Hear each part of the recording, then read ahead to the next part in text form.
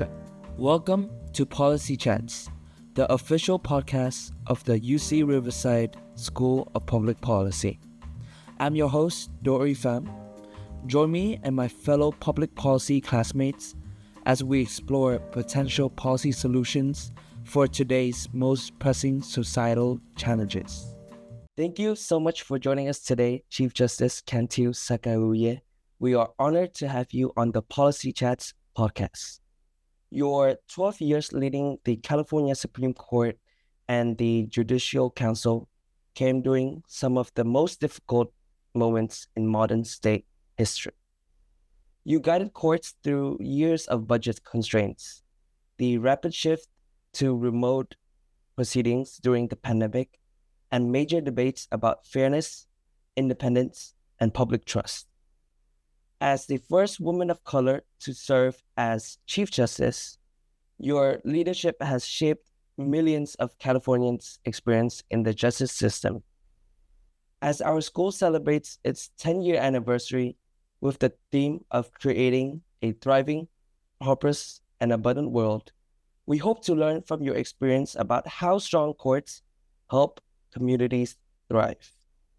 To begin our conversation, I would love to start with the basics of your role and the judicial branch you led. So since 2011, you have served as the Chief Justice of California, leading the state's judicial branch through major challenges and transitions. For our listeners who may not be as familiar with the judiciary, can you share what the Chief Justice and the Judicial Council are responsible for, and why these roles are so important for ensuring a fair and accessible justice across a state as large as and diverse as California? Thank you, Dori. It's a pleasure to be here with you and Jazz, and I really appreciate the UCR program, School of Public Policy, in this podcast. So yes, for our listeners, the California judiciary is one of the largest law-trained judiciary in the United States, if not the world. And by that, I mean we require our judges to have 10 years of legal experience before they're eligible to become a lawyer. And California has the largest also bar association of lawyers than anywhere in the world. And so we are quite an organization as the third branch of government. As the judiciary and the third branch of government, we're much more than a collection of courts. 58 counties mean 58 trial courts, 8 different courts of appeal, actually 6 different courts of appeal, and then 1 Supreme Court. And so we're sort of like a 3-story house of the judiciary. The first floor is the trial court, the superior court, the court of record, the court of fact. The second court, the Court of Appeal, which is the second floor, that's like the court of error correction for whatever happened in the trial court for felonies and civil cases above a certain amount of value. And then the third floor of the judicial house is the California Supreme Court, which hears cases based only on a grant of review or certain jurisdictional questions like death penalty cases. So as the Chief Justice of California, I also, when I was chief, had to charge and be in control of the Judicial Council. The Judicial Council is the policy-making body of the judiciary. So we're more than a collection of courts. We are a policy branch, and we have a policy-making body that is in our Constitution. So the Judicial Council is a constitutional body created in 1927, and it's responsible for all of the rulemaking policies in California. So when you go to court and you're called for jury duty, all of the rules about jury duty come from the Judicial Council. If you're a plaintiff's lawyer, all of the civil instructions come from the Judicial Council. If you pay a fine or a fee, the amount is set by the legislature. The process is conducted by the judiciary. If you've ever been a juror, jury instructions are created by the Judicial Council.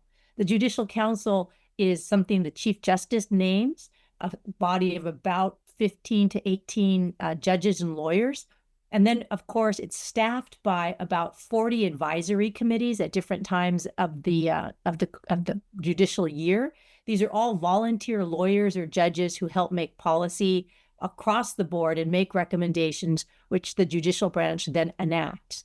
Now, of course, some of our policy requires legislative approval, and then, of course, the Judicial Council takes that policy recommendation to the legislature, finds an author, and passes approval of that legislative piece into a statute.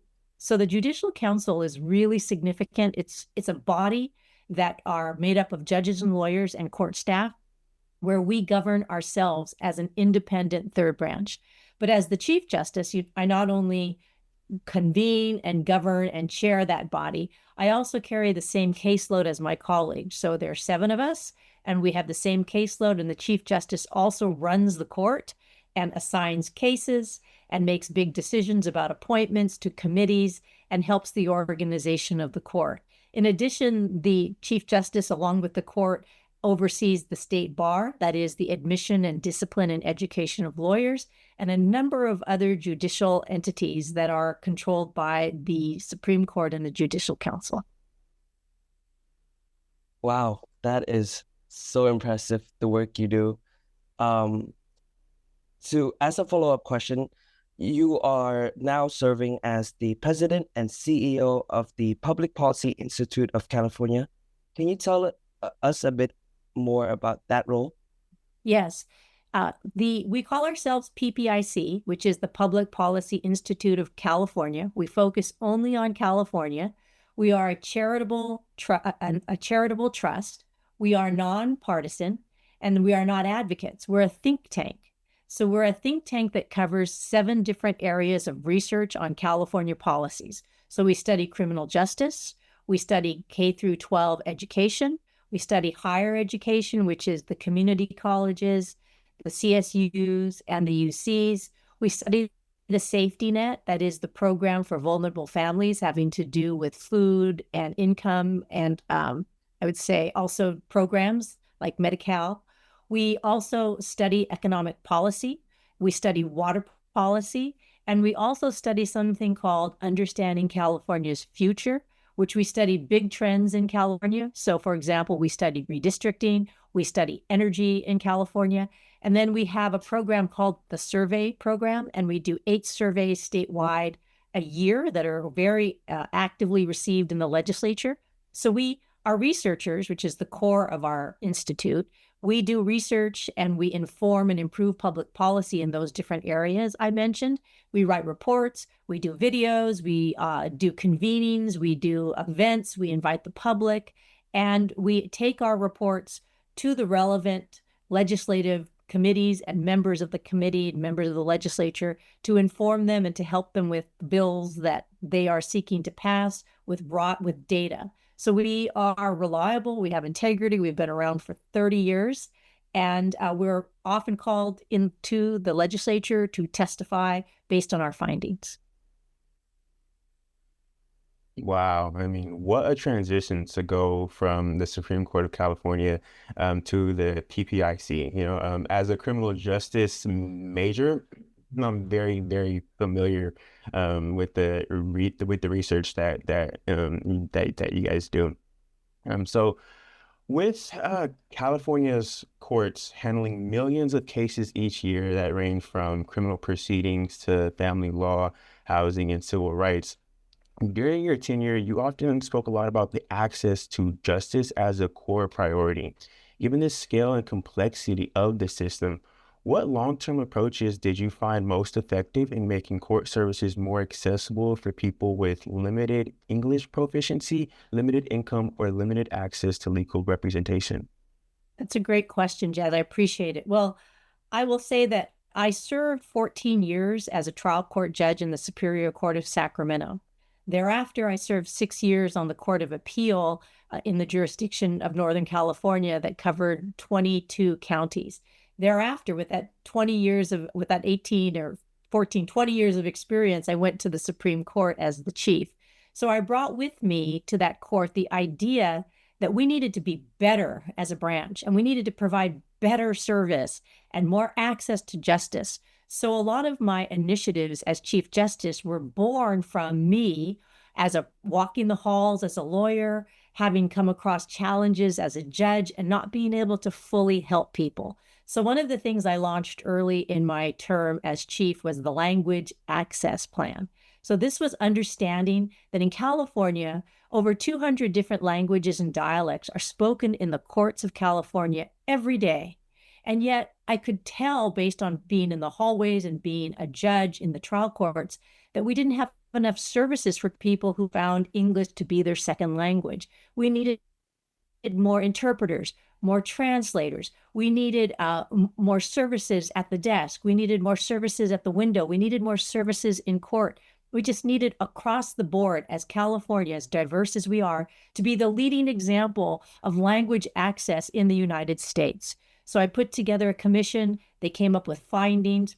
And I asked then Justice Mariano Florentino Cuellar to lead the commission and to find funding that we could increase language access for people in California courts. Because I used to say, having your day in court is meaningless if you can't understand what's happening. And in courts, we're doing serious things like adjudicating criminal charges. We're hearing family law. In some instances, children are being separated from their parents. We're asking people to pay a great deal of money. And we need to be able to communicate with them in their native tongue and their first tongue, because otherwise we're doing them an injustice without giving them full access. And so I'm proud to say that in my time, language access became a theme. We increased interpreters not only in court, but in programs, at windows, in counseling sessions, and it was free of charge, both in criminal cases and in civil cases. But also as a trial attorney and as an appellate and trial judge, I saw how much court cost for people, how hard it was to pay fines and fees, how hard it was to find an attorney to represent you at a reasonable cost. So I went about the effort of really making and trying to find the root of the value and cost of why court was so expensive. So I went on a mission to reduce fines and fees.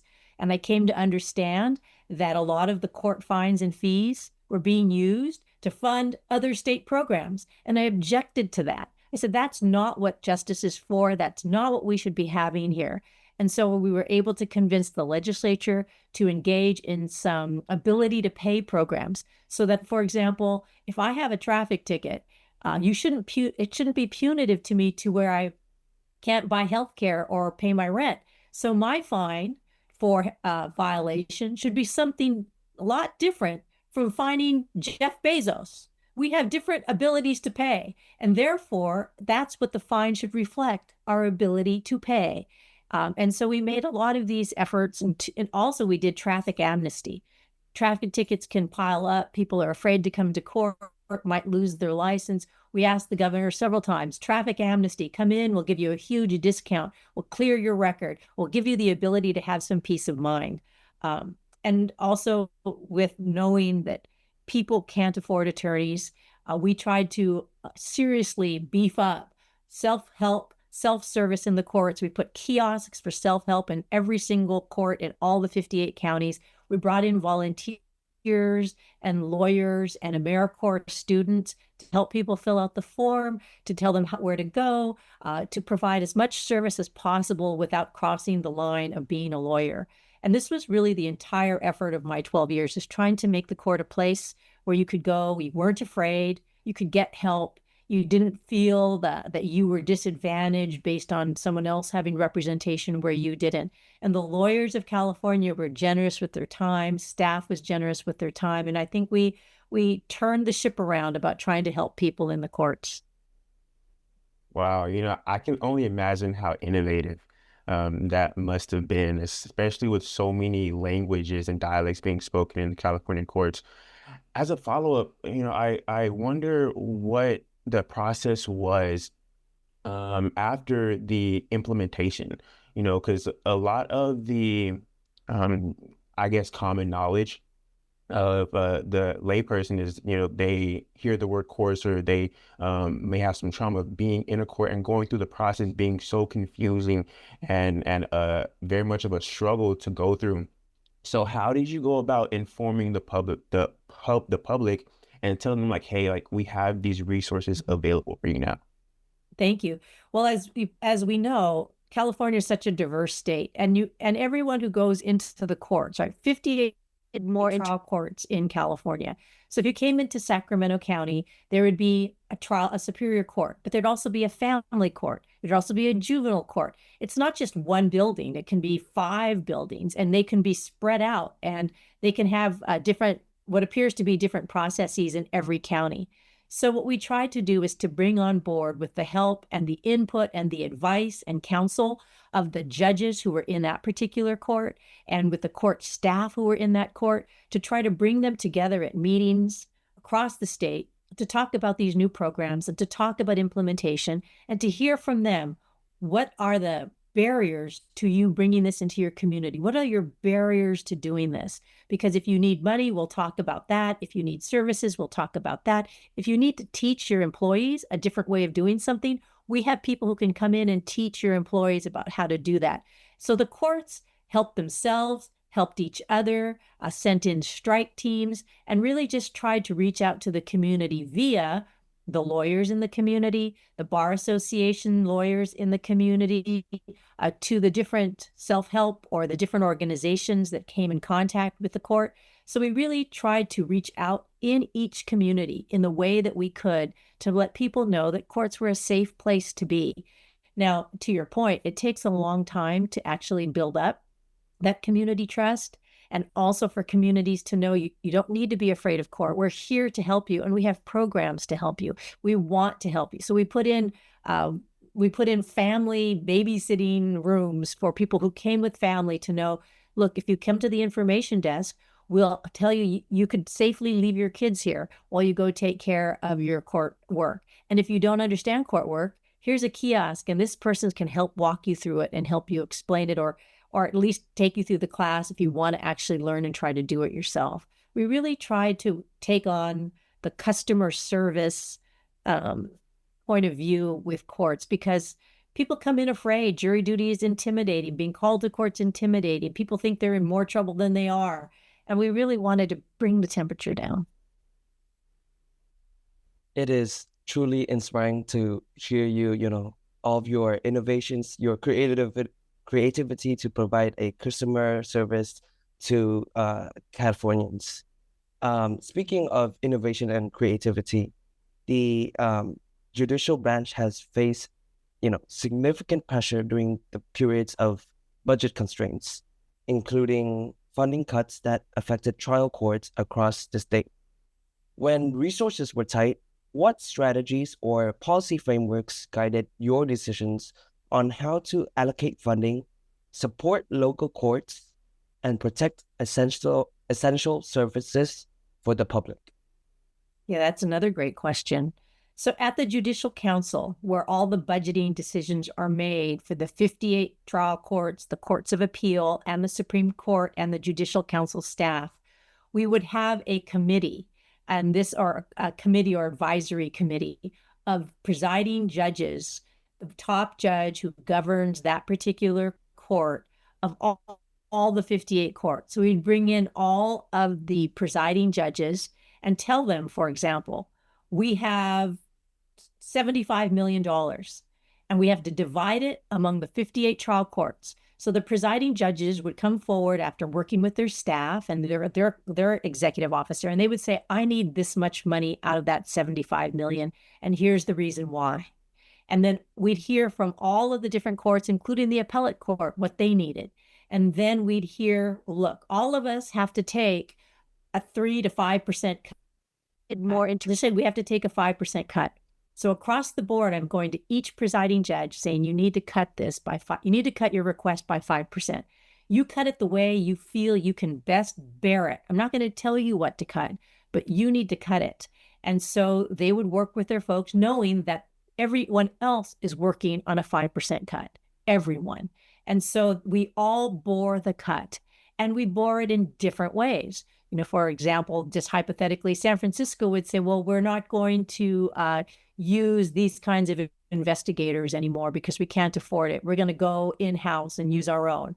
Or another court would say, look, we're going to not use as many court reporters. We're going to put them in a pool. So not every judge gets their own. You just have to call when you need one. And that way we don't need as many.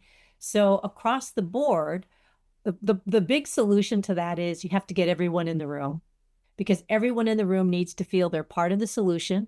And they also need to know that my colleague is taking the same cut. If anyone feels that they are getting more or less, that's when dissension truly, truly strikes.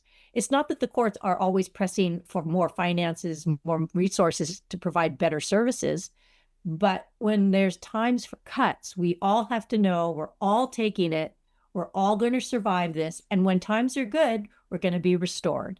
So it's a lot of meetings, a lot of acrimony, a lot of lawyers complaining about services being cut. We get it, but it's being cut across the state. No one is being spared. And that's part of the message for how we were able to really get through cuts and the hard things about closing courthouses and closing courtrooms. We went on furlough days where we couldn't be open because we couldn't afford to pay people that day. I asked judges to work for free, and some did.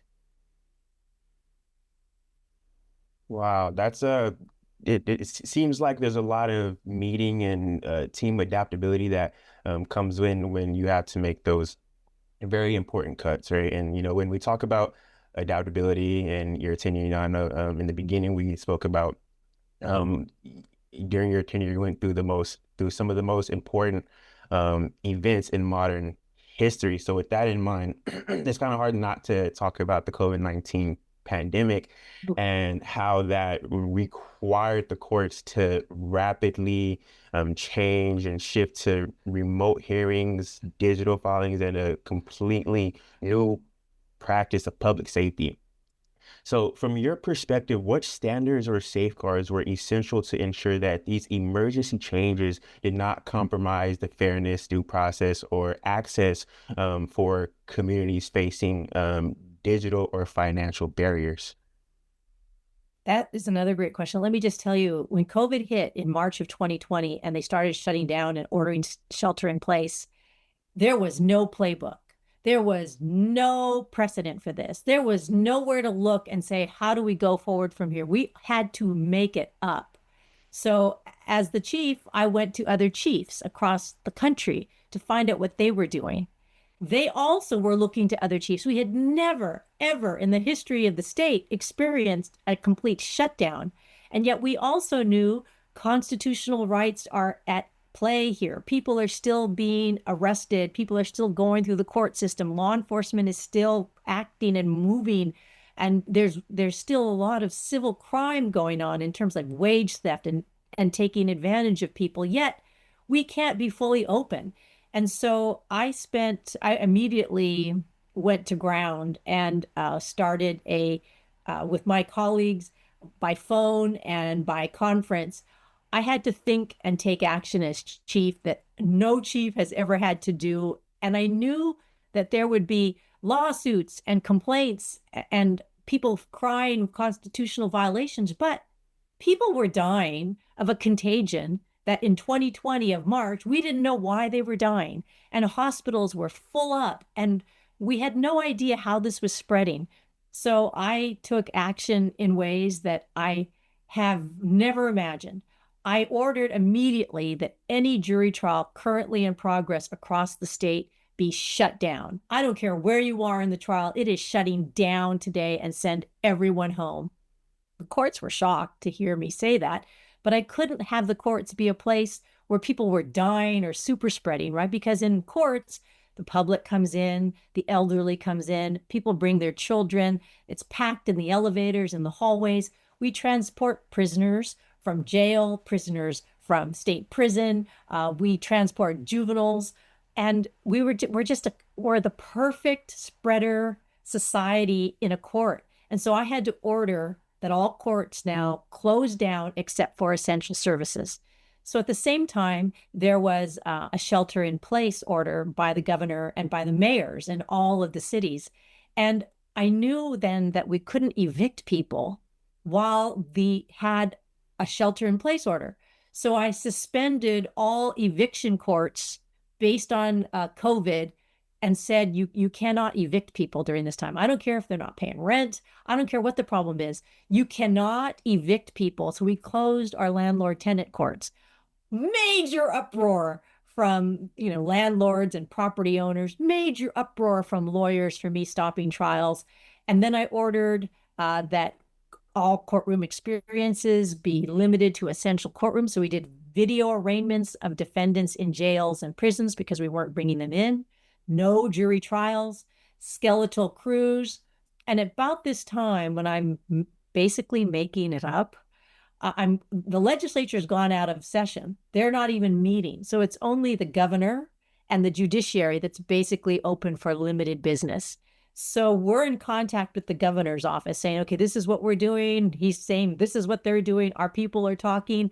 And the governor does something unprecedented in 2020. He writes an emergency order giving me power to suspend law for public safety, which I framed, by the way. So I have a governor's executive order that says basically that the Chief Justice and the Judicial Council can suspend statute for public safety. And so I begin suspending statute. So I begin ordering at this point remote appearances, remote arraignments. I begin ordering technology. Now, up to this time, these are all illegal. You cannot have remote hearings prior to COVID. You could not have remote video arraignments and order them because it's against statute. But I could suspend statute for this period of time. And then along came remote appearances. And at the same time, talking to the criminal justice bar, both prosecutors and criminal defense attorneys, what do you need?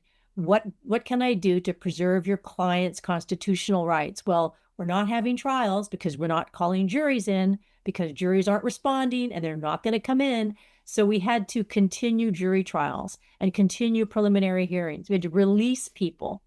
I contacted the jails. I contacted the sheriffs and asked, what are you doing with your people when they're in custody? You've got to tell us because you can't transport them to court unless I know what you're doing.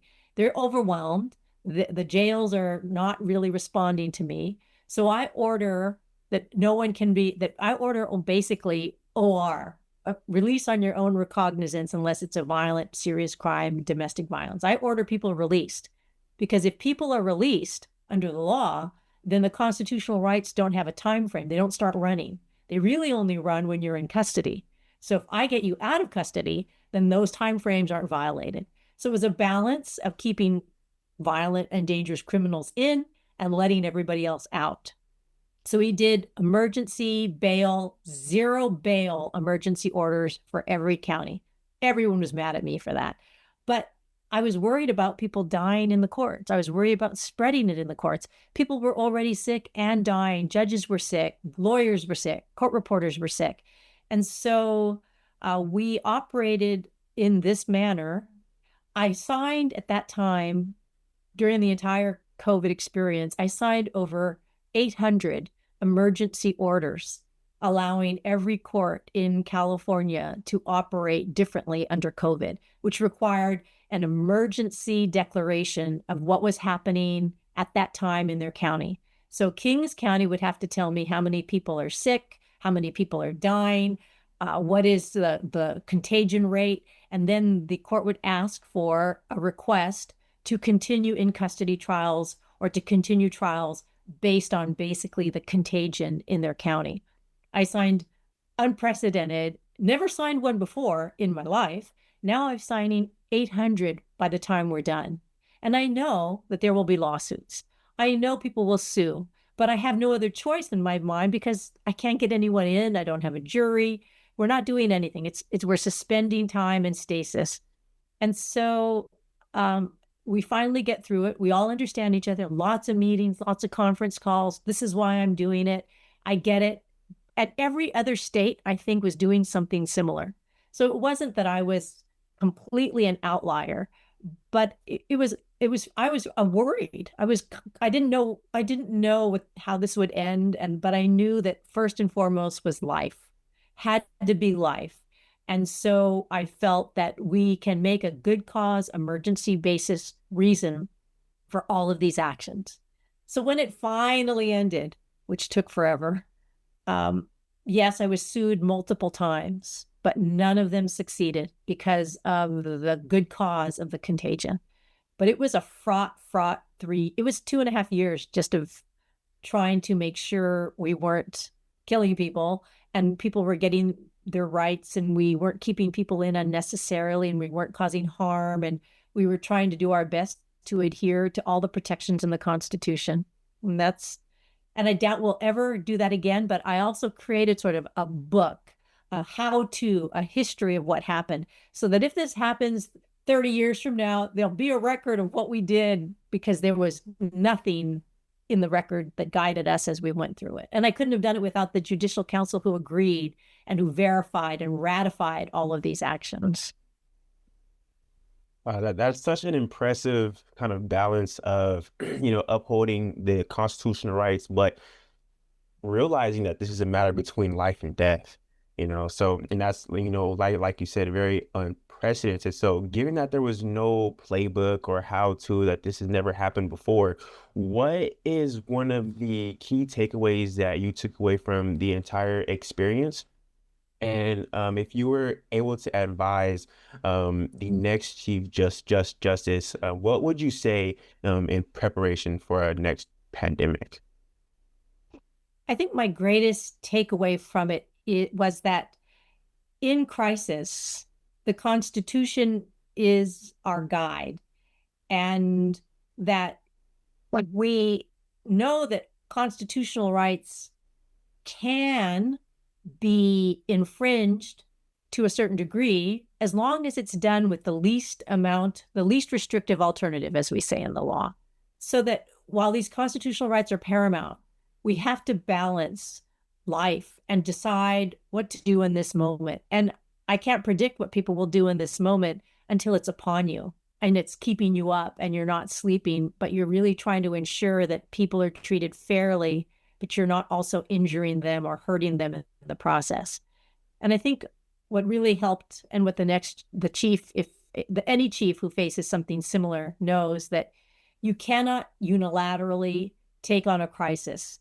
You must enlist the help of advisors, and you must provide input for people, even if you disagree, even if they criticize you, even if they condemn you. You have to take it and listen, because in all of that invective and anger and trolling might be some good advice that you should be listening to and doing.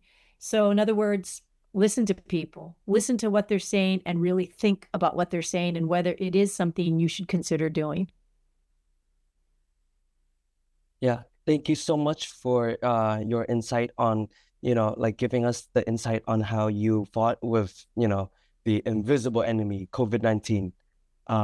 It's really inspiring and powerful to hear you talk. And so for the next question, California includes 58 county court systems that differs in size and resources and community needs. As Chief Justice, how did you balance statewide consistency with local flexibility? And what examples stand out where collaboration with judges, community leaders, or local stakeholders shape policies that better serve the public? That's another great question. So yes, we do have 58 counties, and they're very different. Some are large, some are extra small. 10 million people in LA County and 1,200 people in Alpine County. And yet the Judicial Council and the chief strives to ensure that all members, all people who live in California, are provided equal access to justice. So a person who goes into a court in LA shouldn't be treated any better than a person who goes into court in Alpine. So as a result of that, the Judicial Council, with all of its committees, really strives to set what we call sort of baseline rules, foundational rules, California rules of court. It's a big, thick book called California Rules of Court. So if you're an attorney who practices in San Diego and you want to know how to proceed in Yolo County, where you've never been, and you have to find on a map, then you would go to the California Rules of Court, because Yolo County abides by the California Rule of Court. However, you also have to understand that every court also has what it calls local rules. So local rules more carefully adapt to the culture of that county. So there's a foundational baseline understanding of what you file, when you file it, how you behave, what it looks like. But then there's a finer point on all of those with the local rules of each county. Now, the county local rules are not secret. So every lawyer knows that there's the California rules of court, and then there are local rules. And the local rules vary depending on the county. So some rural county might have a courtroom that only hears trials 2 days a week because they don't have the population to sustain juries and trials 5 days a week. And those two trials might be held in the mountain courthouse, not in the urban courthouse. So those kinds of local rules are what every attorney has to familiarize themselves.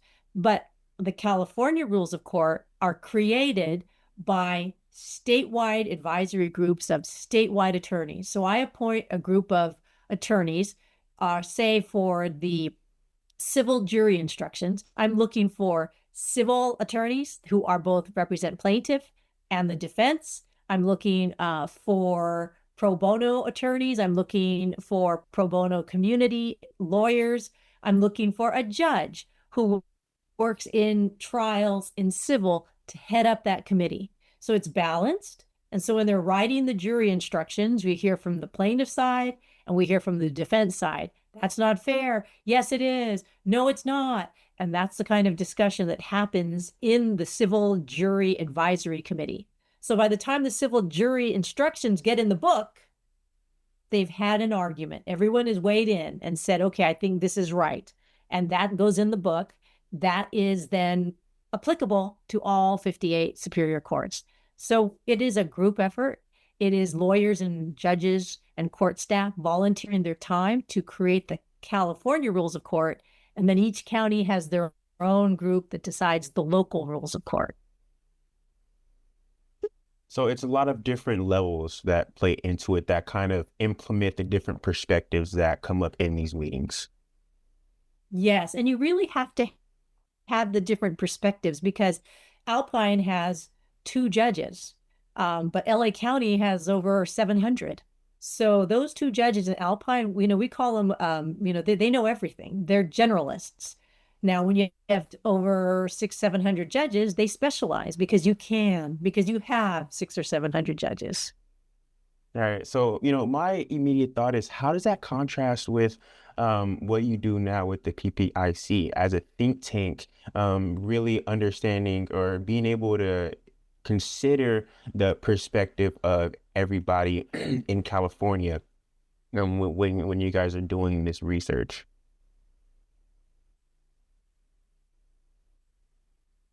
I'll give you a good example. So one of the areas we study at PPIC is water policy. We have a water policy center, and it studies the resiliency, the availability, the manageability, the accountability of water. And in order to do so, this group of experts, these research experts in water, run by a director who's an expert, PhD in water policy, we have what's called an advisory committee. So we bring in all of the different water interests in California who would not normally speak to each other because they are rivals for the same water.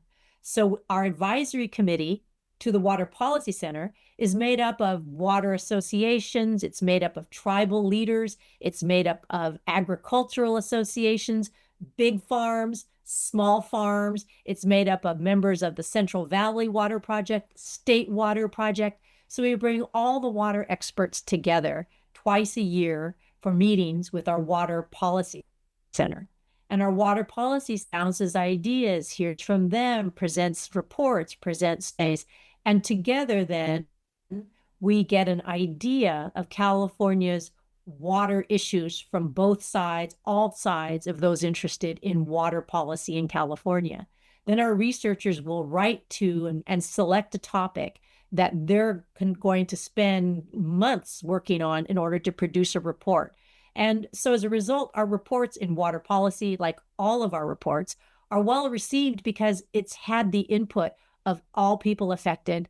They know the process, they saw it being developed, and we do peer review. So before our report actually goes out, people have an opportunity to criticize it. before it's finished, so that maybe the authors think maybe we need some more research in this area, and then they produce it. So a lot like PPIC and the Judicial Council, we get a lot of public input or input from experts in the field that help us guide how we decide to write, or like policy at the Judicial Council, what we decide to adopt.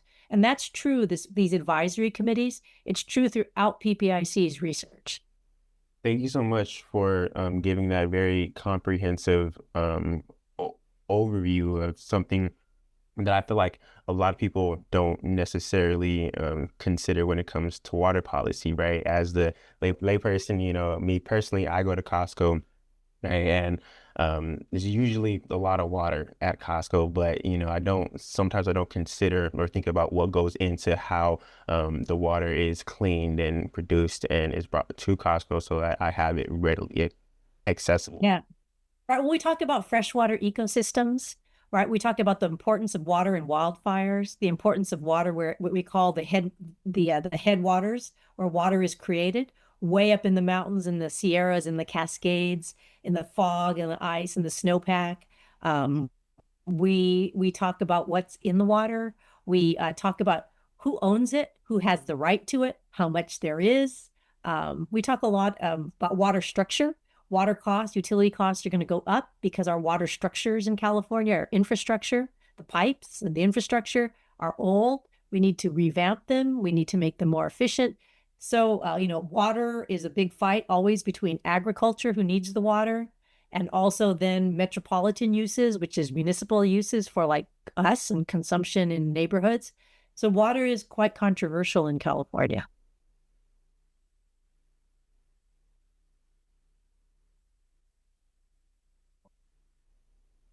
The fact that we're talking about water and the consideration that we have in California, really that happens all over the world, really. And we kind of have to work together to keep the environment and I guess the water and how you said the ecosystem really together. So on that note, I want to talk about the theme for the UCR School of Public Policy's 10-year anniversary.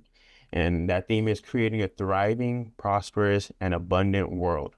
So in that spirit, how do you see the judicial branch contributing to a thriving and abundant society, especially in areas that touch on our everyday life, kind of how we just spoke about, such as housing, stability, youth development, family safety, and public trust in government? Thank you. You have very good questions on this podcast. Well, I'll harken back to that old quote that says, the first duty of society is justice. And I believe that's true to create a thriving, prosperous, and abundant world. The way you create a thriving, prosperous, and abundant world is when people take risk and do things, when people innovate, when people run new projects, when people reach out to help others. And in order to do that, people need to know that if people are treated unfairly, if something goes wrong, that there is a strong foundation for justice to make it right. Right? I mean, I really believe and an abundant world also means, like justice, that people have an opportunity to participate fully and be heard and be listened to and not be marginalized or shut down or made to feel like their position or their opinion doesn't matter. If we're talking about the collective, if we're talking about the world, then we need to really mean that we mean everyone, and everyone has an opportunity for input if they wish, and that input should be respected. It should be civil. It should lead to discourse and engagement that means more abundance, more prosperity. And so I think the judiciary sort of sets an example in that way, right? In this fact that typically when people think of the judiciary, they think of a courtroom and they think of conflict and they think of one side trying to beat the other and win. I mean, that's what we think about. But really, a court is a place which is an opportunity for justice. The judge clears the decks and allows people to speak their piece and to speak it without threat of danger or fear or violence, where you can say your piece and how you think about it and why you've come to this position. And then the judge turns to the other side and says, what do you think of that? I mean, it is an exchange of ideas, and where they can't agree, the court decides. I mean, I used to always say to people before I started a trial, tell me what we agree on. Tell me what we disagree on.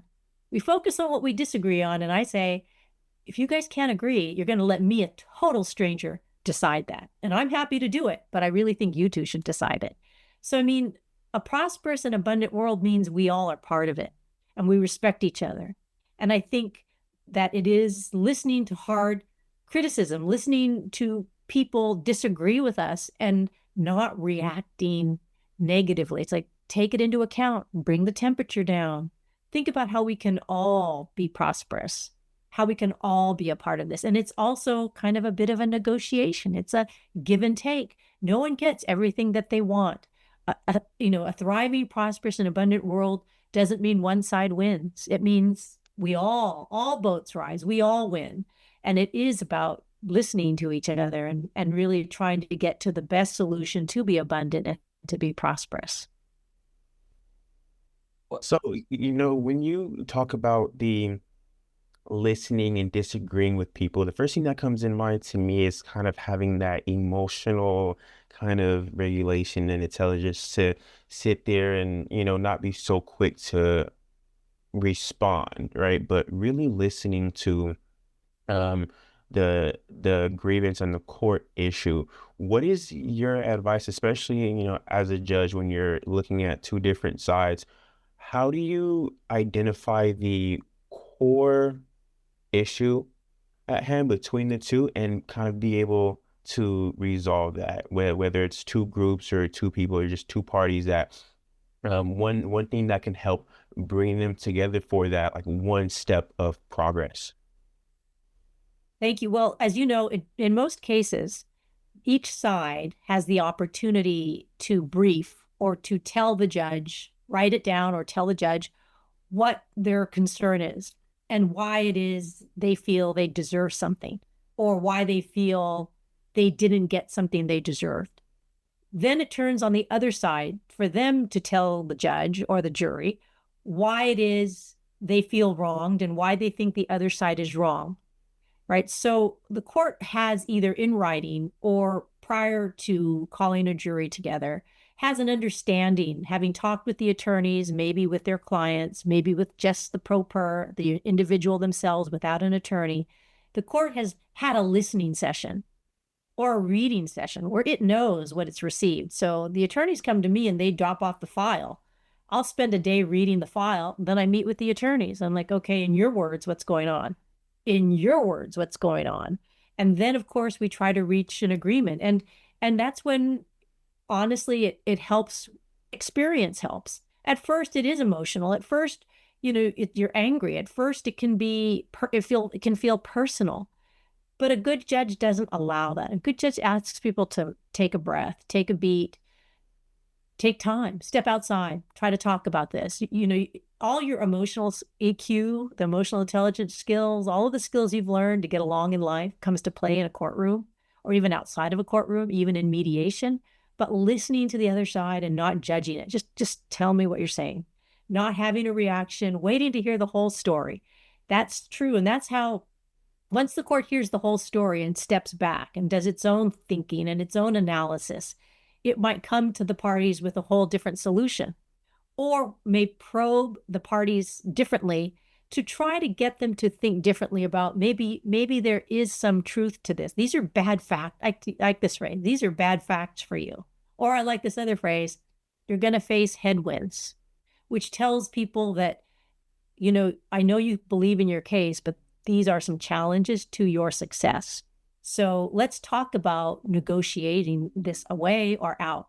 So it's a lot of talking and listening about finding the core and finding a solution to it. And it takes time and practice, and you get better at it the more you do it. And of course, you're human. You'll have reactions. We always talk to new judges. We always tell them, if you feel yourself getting worked up, if you're starting to feel embroiled, you get hot in the face, whatever's happening, take a break. Okay, 5-minute recess and walk off the bench. Go to the back, go to your office, take a break. Tell attorneys that. Take a break. It's just like life, you tell your people you love, you tell your friends, if you're in the middle of an argument, okay, wait, let's just take a break, let's order food, whatever it is, take a break. That's not unusual in court. So taking that lesson and applying it to us just as a society, do you think that we could make that step towards a more prosperous and abundant world if every person at least try to make an effort to, kind of like how you talked about, step back from the policy or the issue or whatever it is that's the concern, and just listen to understand where the other person is coming from? You said it, Jazz. That's exactly it. And it also means sometimes having to be a person, if you can, to model it. Sometimes you have to model it. Even though it doesn't feel natural, it gets better. And it's not always possible in every situation. I'm not talking about the perfect, reasonable person. In law, we always talk about reasonable man, reasonable person. We don't know who that is, but, it's the person who never gets angry. It's the person who's always logical. We're human, but the point is that, I know that I can express myself when I feel safe, when I feel like you're not going to attack me, ridicule me, marginalize me. You're going to listen to me. You're going to let me finish my sentences. I used to, when I was a trial judge, I had rules posted in my courtroom, and I said, you let people finish. You don't interrupt them. If you interrupt them, I'm going to interrupt you. And so it's just like a safe place. I know I can say my piece here because someone's not going to jump on me. Someone's not going to make fun of me. They're not going to allow it to happen here. We really need a lot more of that, actually, and today and now more than ever. Thank you so much for sharing, how you create a safe space, how, you take, break. We are all humans, we make mistakes, we feel the heat sometimes, and we're under pressure, a lot of pressure. Some cases are hard, to like process. So thank you so much for your answer. Looking ahead, what do you see as the most significant opportunities and risks for California's court in areas such as modernization, civil rights, and public confidence? And what advice would you offer students who are interested in careers in law, public service, or community leadership who hope to contribute to a fair and effective justice system? Thank you, Dori. I hope I can answer all of that, but I'll say this. The law always will need people. I know when I talk to a lot of folks, they're all concerned about AI and the work that AI will do to displace human work. And it's true, AI will have a way of making research more efficient. But the point is, there'll always be a need for the human touch in the law because these are only human cases that come before us. And so there'll always be a future in the practice of law. And in the practice of law, the opportunities they're abundant. That doesn't mean you have to be a lawyer. It doesn't mean you have to be a trial lawyer. It doesn't mean that you have to be a research lawyer. It doesn't even mean you have to practice law. It doesn't even mean if you go to law school, you have to take the bar exam. The point is that, law teaches you to think a certain way and to focus on the facts and not be diverted by irrelevant things. It teaches you kind of core analytical thinking. And the opportunities for law are abundant because the subject matters are vast. We'll have privacy issues in the future that we can't even imagine today as a result of technology. In the criminal justice arena, I was just hearing someone who filed a lawsuit over license plate readers that are abundant in every intersection in every major city in California. It's a privacy issue. Is there a reasonable expectation of privacy in your license being recorded? So the issues will be constant. Just look at the United States Supreme Court as of late, and the issues that they address, on which they divide, mind you, are typically constitutional Bill of Rights amendments, their First Amendment, their rights to free speech, their rights to religion, their rights to gun possession. These are the issues that the modern day United States Supreme Court continues to grapple with because community standards and community tech changes. So there'll always be a future in that.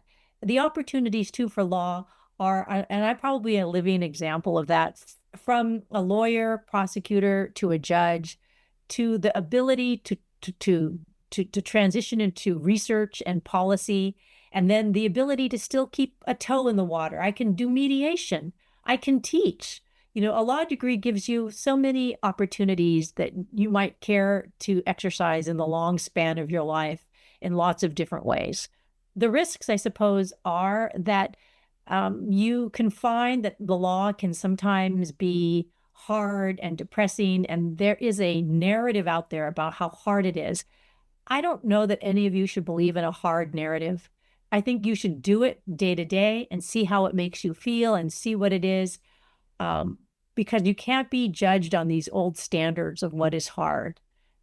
Only you can tell yourself what you think is hard or difficult.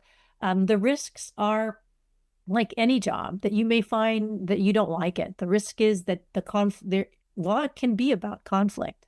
And you can be a person deep in conflict in the law, if particularly you represent clients and you're a trial attorney. But at the same time, law you don't have to stay in that role. You can transition, it's fluid, into something other and use your law degree in a different way. To your question about the future, we're always going to need to improve access to justice in California. We have too much need for lawyers and need for legal services than we have the ability to treat.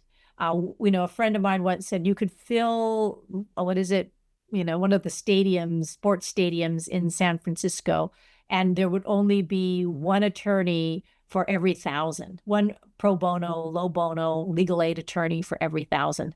And so I don't know if that's accurate or even if I have the hypothetical correct, but that's a way of saying we need more service to people who can't afford an attorney. So I could go into practicing tax law, and then I could, after hours, devote my time pro bono through a bar association to immigration law, to domestic violence law, to landlord-tenant law. That means you can do multiple things, and the opportunity to help people and the need is great, is kind of unique to lawyers in many, many ways. Well, thank you so much for your answer. I know I've been saying this a lot, but your insight is truly, truly inspiring. I'm so glad to have a chance to speak with you today, listen to all of your answers and insights. Well, with that, thank you again for spending this time with us and sharing your insight, experience, and reflections. It is truly inspiring. Again, your leadership has shaped how millions of Californians interact with the courts, and your perspective help us understand how a strong and fair justice system supports every part of community life. We are so grateful to have you on the podcast, and also your service to California, and for your continued dedication to public life, even after serving as Chief Justice. You continue this work as President and CEO of PPIC, and so thank you so much, and thank you for inspiring our students, our listeners, and our future leaders who hope to make a meaningful difference. Thank you for listening to Policy Chats, the official podcast of the UC Riverside School of Public Policy. If you enjoyed today's episode, be sure to follow us on Instagram at UCR_SPP. To learn more about our program and upcoming episodes, visit spp.ucr.edu. For the video version of this episode, check out our YouTube channel at UCR School of Public Policy. Until next time, stay informed and stay engaged.